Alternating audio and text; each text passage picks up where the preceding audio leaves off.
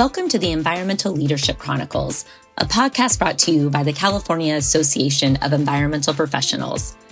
In this episode, we're excited to feature Andrea Doonan, an ecological landscape designer based in San Diego, who is transforming how we think about residential landscapes. Andrea specializes in designing spaces that connect people with nature while incorporating regenerative and sustainable practices. Her award-winning landscapes have been featured on garden tours and in publications throughout California. Beyond her design work, Andrea is deeply committed to education, teaching sustainable gardening practices through the G3 Green Gardens Group in partnership with the Metropolitan District, and mentoring emerging professionals through the Association of Professional Landscape Designers, which she also serves on the board of. Andrea's approach combines ecological function with artistic beauty, creating habitat gardens and implementing watershed-wise methodologies that address California's water challenges. She's passionate about collaboration and giving back to her community through involvement in food, garden, placemaking, and art initiatives. Join us as we explore Andrea's journey, her design philosophy, and her vision for creating landscapes that truly sustain both people and planet. Thanks for listening. We hope you enjoy. Hi, I'm Jessa, and today we are joined by Andrea Doonan of Andrea Doonan Horticulture and Design, who is a residential landscape designer. Thank you so much for joining us, Andrea. Yeah, thanks for having me. So first things first, how are you connected to AEP? Well, I'm really just starting to learn what you're all about. I've been to a few of your networking events and have always thought it was a great community. So I'm actually looking forward to diving in deeper. It is a great community. I can testimonials. Come join us. Okay. So tell us your story. I want to learn more about how your life experiences have shaped your interest and your career path. Yeah, so I grew up the daughter of an artist and a psychologist with Italian immigrant grandparents, with deep roots in farming and gardening. And I've always been the happiest one in the soil or creating. And everything, I guess, came to a head when I had taken practically every art history and art class at the community college and decided to look into horticulture, and everything just clicked into place, and I haven't really turned back. So, Oh, that's yeah. amazing. That's interesting. I like the art spin on that too, and Yeah, how you apply that, like the design aspect in the soil and how it's all, you get to bring like multiple passions yeah, to your work. right. And there's also some psychology in there too, working with people and spaces. So, Yeah, and learning what they want. It's like you say you want this, but like, mhm. is this really what you want? Yeah, yeah. And so what, you're doing this yourself. You run your own business Mhm. and getting in the career and field you're in. What challenges did you face establishing yourself in the sustainable landscape design field?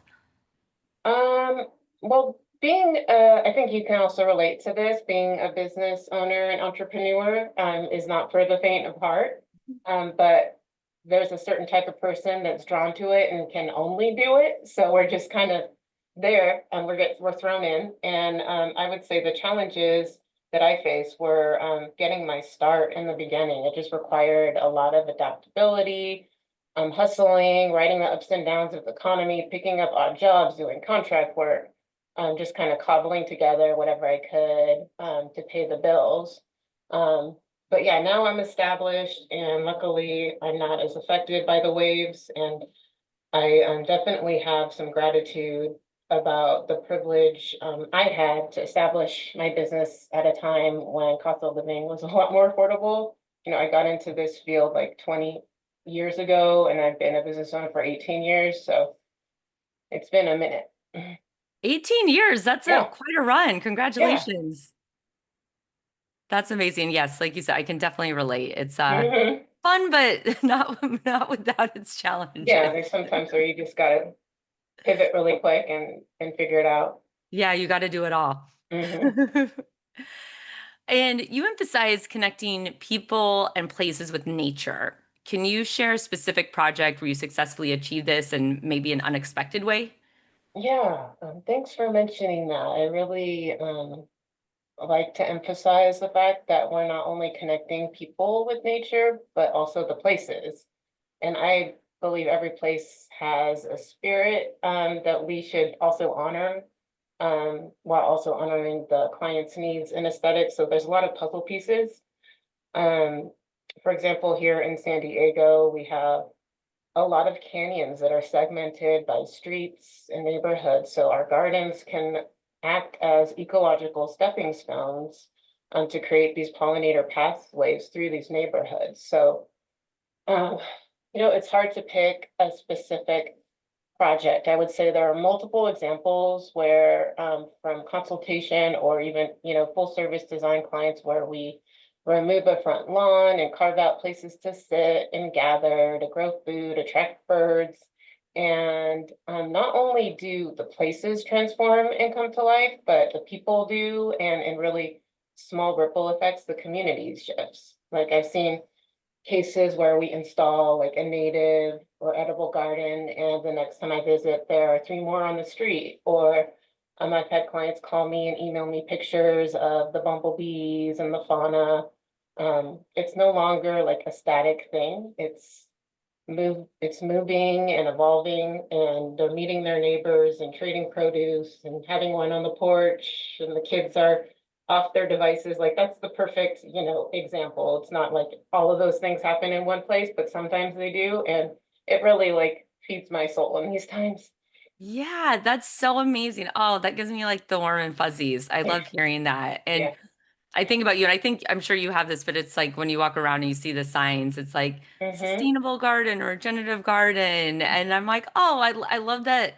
Like I look at these when you walk around and I think that, but I love that like seeing it is a reminder that someone intentionally designed it to be this way and taking the time and thought like of the process to put that into place is it is so cool to see around in neighborhoods.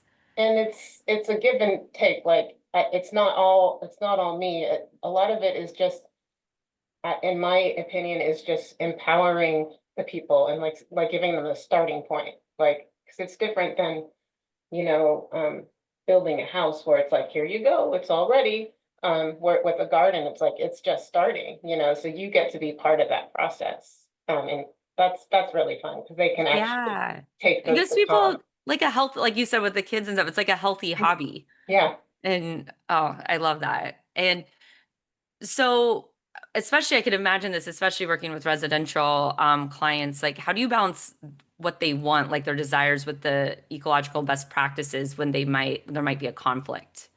Yeah, so I'm actually pretty lucky at the point where the people who find me are interested in more regenerative landscape practices. They're not asking for synthetic turf or a garden with no bugs.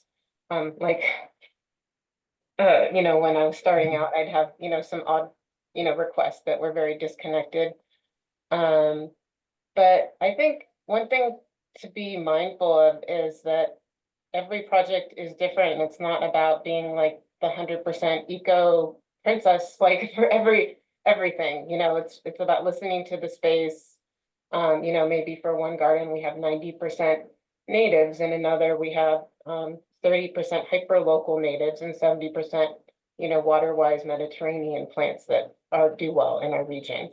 In some spaces we'll keep a little patch of lawn, but we'll overseed it with flower mixes or replace with native sedges, or at the very least make sure it has a super efficient irrigation system. Another example is materials. Like in mid-city San Diego, our homes are tiny, and a lot of people, want an outdoor room addition. So that means like having more pervious surfaces. So we have to balance it out and just kind of go for the greater good. I think about in Toby Hemingway's book, Gaia's Garden, he talks about people getting stuck trying to police themselves, like on being the ultra ecological rather than the whole big picture. Um, like upcycling materials is great, but maybe we need to use some mined materials thoughtfully in a landscape, knowing it's going to be there for a long time.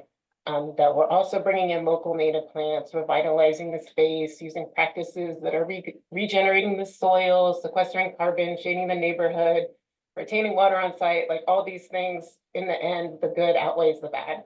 So that's also a reason, excuse me, why I try not to get hung up on all of the, buzzwords and terminologies, because I think people can get boxed in to just try too hard to be, perfect. So, Oh, that's such an important takeaway. I think like progress over perfection. yeah, And that takeaway of like it doesn't have to be 100%. And yeah, even what does 100% look like, right? right, Because then you think you're at 100% and then new information comes out, something shifts, and now maybe you're at 90%. But I think that's such an important takeaway is, to try to do better, but it doesn't have to be perfect. Just those incremental changes can have such a cascading impact on anything, right? And it's like the work you do and the improvements rather than making it perfect. And right. I think too, like you said, the psychology part is like letting your clients know it's okay. Like, like Hmm. we don't have to be perfect. This is why we're going to do this and why this works for your project. Yeah. And it like kind of giving them the like reassurance that it doesn't have to be perfect. Right. I think like when you were saying that, I was also thinking about, going from like 100% meat eater to vegan, like what if you just stop eating beef and, have chicken once a week, or, like there's things that we can do that are in between, not to, ruffle any No, yeah, hair and feathers, that makes but sense. I think like the mhm. meatless Mondays, Yeah, yeah. like that campaign, it's like it doesn't mean you have to give it up 100%, Mhm. but start to cut things down or scale back. And Right, like it can apply to so many aspects right. of life. So I really like that message. And when you were talking about this too, and it's so regenerative, there's regenerative, sustainable design. Hmm. So what does regenerative mean for practice for residential landscapes, and how do you think that differs from just like calling it sustainable design? Yeah, that's a good question that we could do a whole podcast on. Get I into think, it. We're yeah, here. yeah, Go I for think, it. well, I think there's a lot of different ways to debate and define these terms. Sustainable design, in my view, is a landscape that's simply sustaining. It's not requiring a lot of input, but it's not really giving much output either. Whereas regenerative is really looking at the landscape holistically, not only to sustain, but regenerate, to build soil, water tables, to think about maybe succession and plantings and how all the guilds, if you're talking permaculture, will interrelate. It is a methodology that's, I guess, looking at everything as a closed loop system. So, with that said, there are plenty of designs calling themselves regenerative that are still requiring input. So this is where, in my mind, is a true regenerative garden, like something with animals on a larger scale? Is it something in the long game that regenerates further in the future? Um, I think it's really good for us to push the boundaries and see, how much we can get out of our landscapes with little input. And part of the fun is the trial and error. But yeah, I kind of get, when I get into all these definitions, I think I can kind of get in my head, and I think it's good to constantly be, doing the continuing education and going to webinars and going to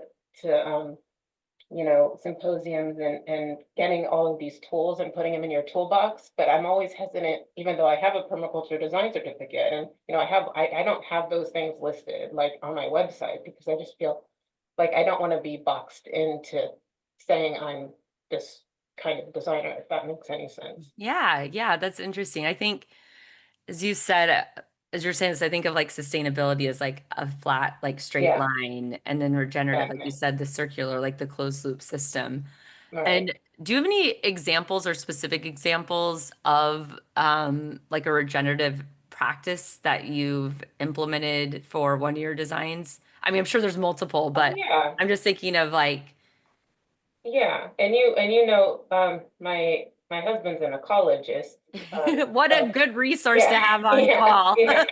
So, I'm always, we're always kind of pushing each other, and I'm thinking about what's going on outside the fence, and thinking about the plants and their purposes in the landscape. So that's something that in a regenerative way, succession or successive planting to try and mimic what would happen over time in scale in a landscape, like planting something that's very short-lived, that grows really fast next to something that's long-lived and grows slow, so that they, kind of fill in and evolve together.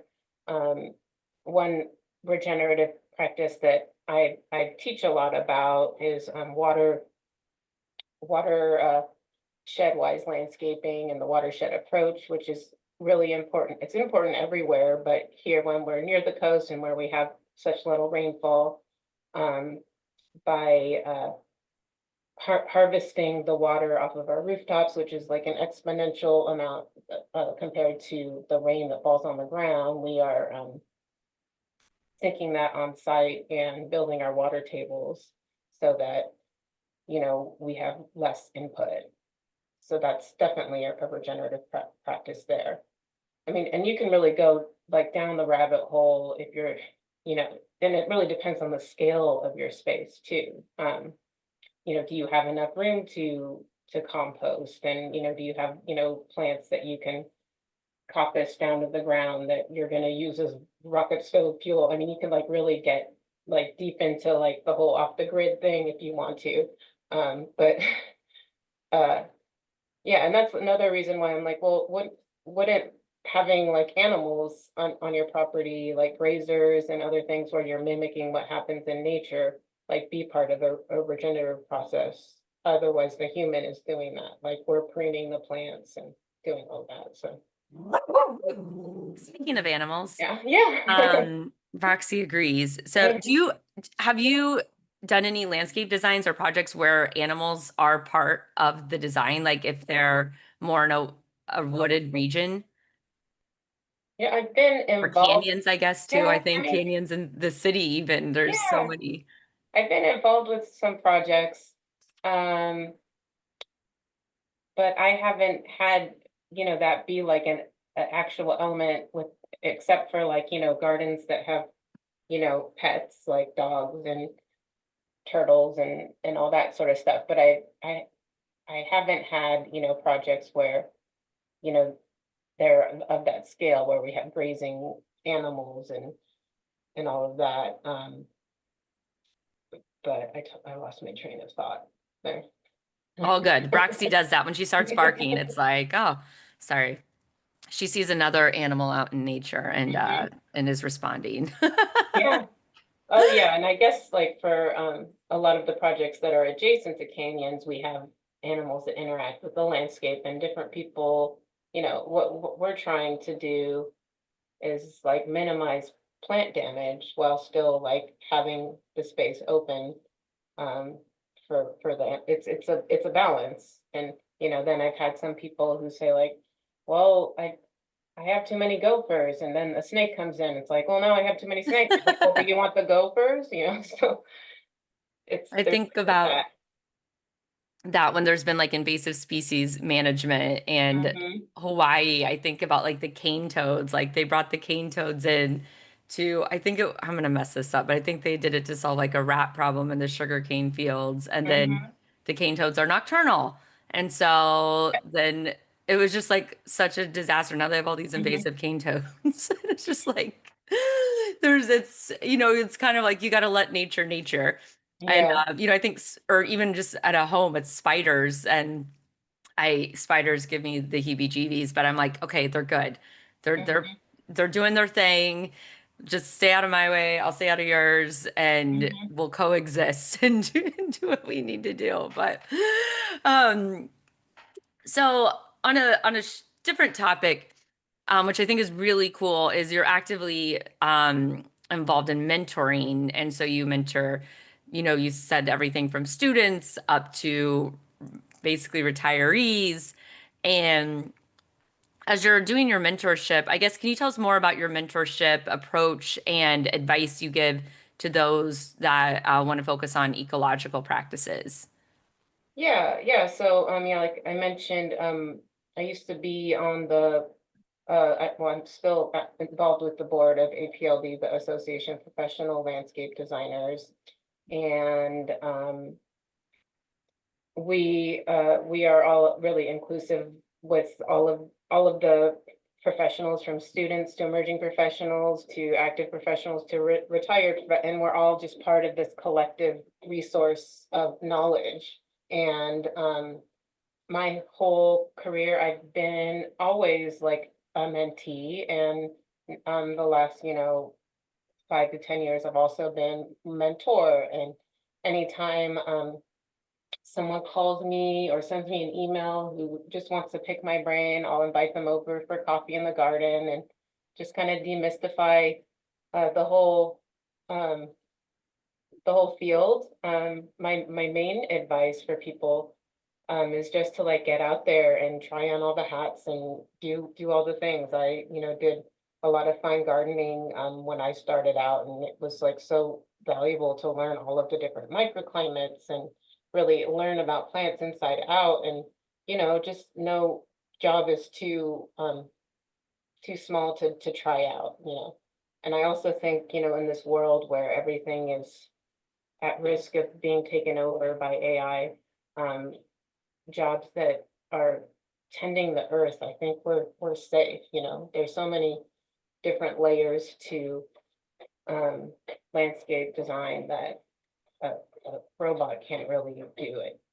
So. Right. Oh, that's a whole other rabbit hole. Mhm. And it is, but that's such a good point. I think job protection, especially as you're getting into the industry and what you can do. And AEP is very similar in that approach where it's like we have student memberships up through the emeritus program, which is the retired professionals, and everything in between. And mentoring is such a huge part, mentoring and collaboration for AEP, Mhm. and it sounds like APLD too.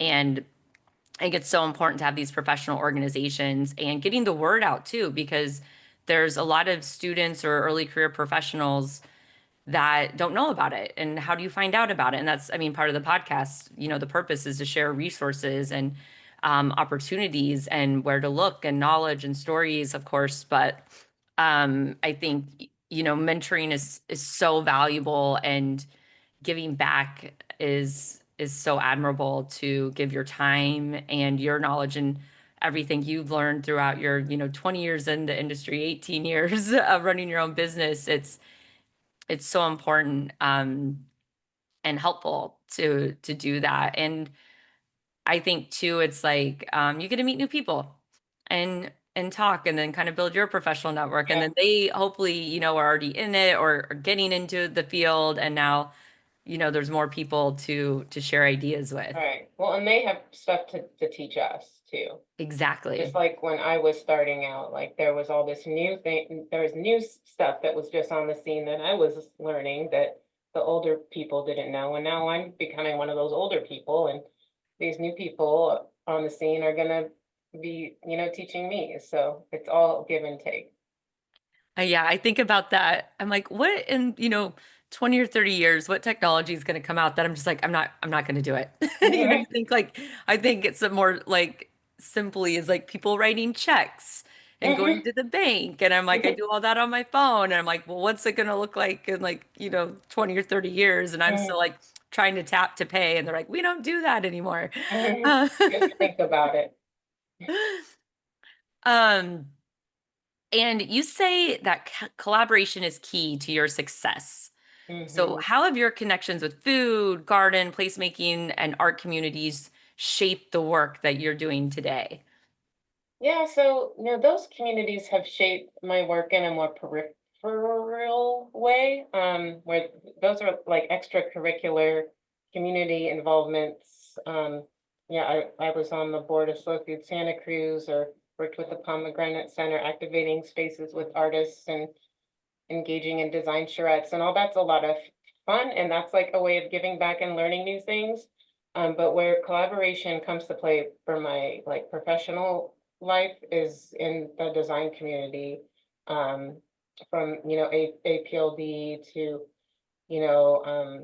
architects, landscape architects, interior designers, contractors.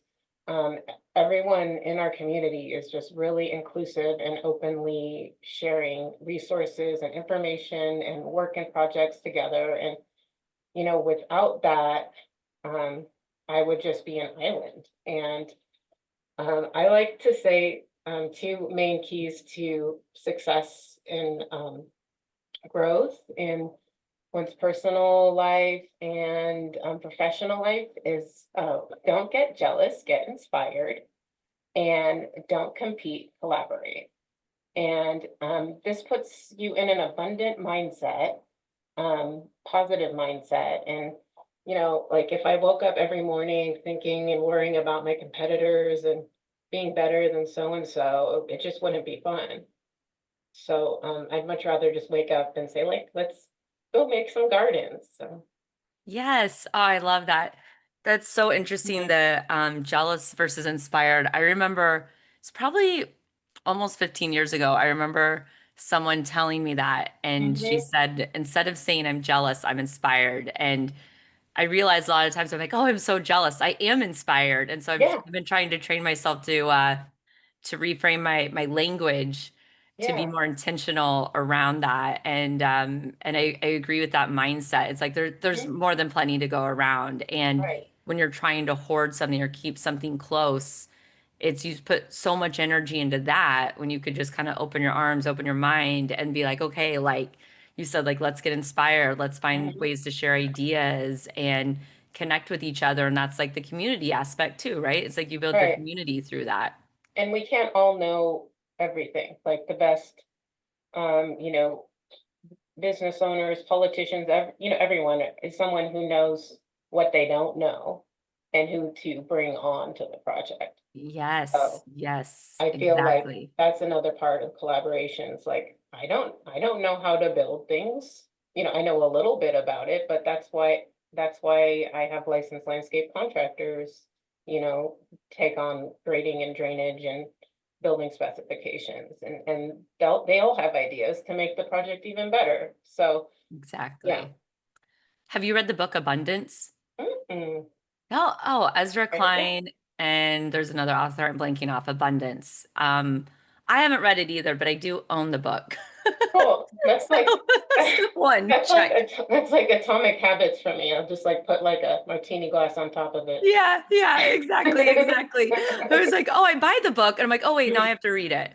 Well, anyway, I think it'll align with I like I say, I think. I always Yeah. joke that I love recommending books I haven't read, but Hmm. I think based on what you've shared, I Yeah. think you'll find it interesting.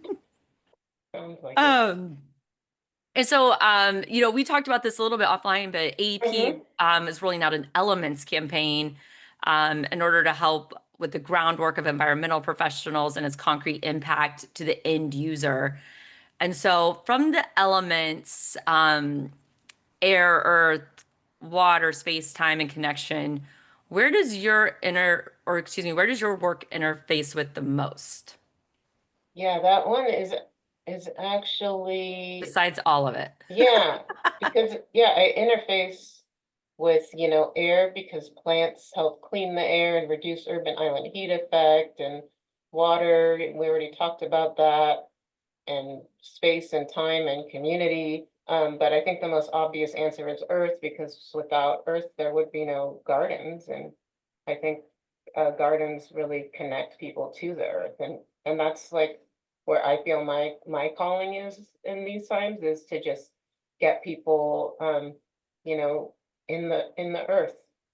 So that's your superpower. It's Yeah. like this is how I've heard it described by Chief, who does the people and culture work with AEP. It's like, Hmm. how do you wield it like as like your superpower, like you're a superhero. It's like Earth. It's like you're able to like shape the design of it, and Hmm. all these other things are all connected with it. And you mentioned that at the beginning too. I think at the very beginning about the work and putting in this garden, and then it leads to like the community, like sharing Hmm. produce and sitting on the porch having wine, and then the Yeah. kids coming out and working. I think, and yeah, that I could see that's a hard one to pick, but I think you did a great job Hmm. connecting Okay. with that one. Yeah. Yeah. And so climate change, as you know, is rapidly affecting plant palettes and design strategies. So how do you adapt that into your practice? That's something that all of us have, our finger on the pulse and I think keeping our eyes open and paying constant attention and continuing education that I mentioned earlier, it never ends. Like just with fire escaping alone, there's so many new studies coming out debunking old practices and myths about, what fuels fire.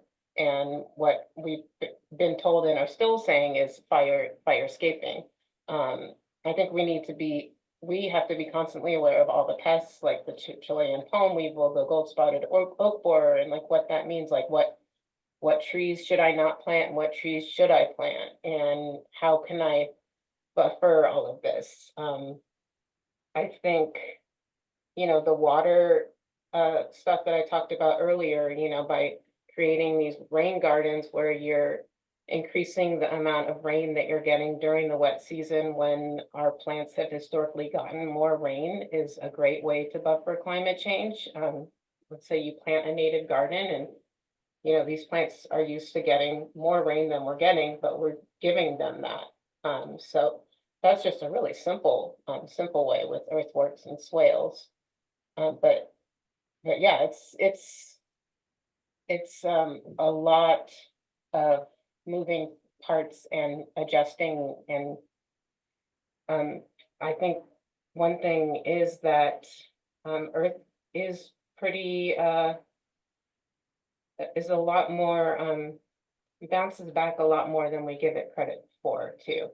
So yeah, I'm That's not saying hopeful. yeah. That's promising. I don't have all of the information or answers. I'm just Yeah, here on the ride with everyone. So right. Seriously. And no one does, yeah. unfortunately. And so in California, what do you think is the biggest obstacle to widespread adoption of ecological landscape design? I think maintenance. Mm. So yeah, like I got my start doing fine gardening in the Bay Area when that was still kind of like, I don't know if that was the common, it's when I moved down here, it's definitely less common, a little more behind the curve here. But people are just starting to get onto it here where it's not like mow, blow and go every week, but maybe like once a month or every other month or quarterly, you are, really mindfully, thoughtfully caring for the landscape. Um, and as we're, getting away from plants that are hedged and mowed and blowed, we need, more tools in the toolbox as far as how to maintain them. So there's been all of these, rollouts of different, initiatives to get more native landscapes and all of this, but I feel like the maintenance is definitely a piece that needs some more work. And people are on it, but it's still, catching up. I see. That's interesting. So is it maintenance?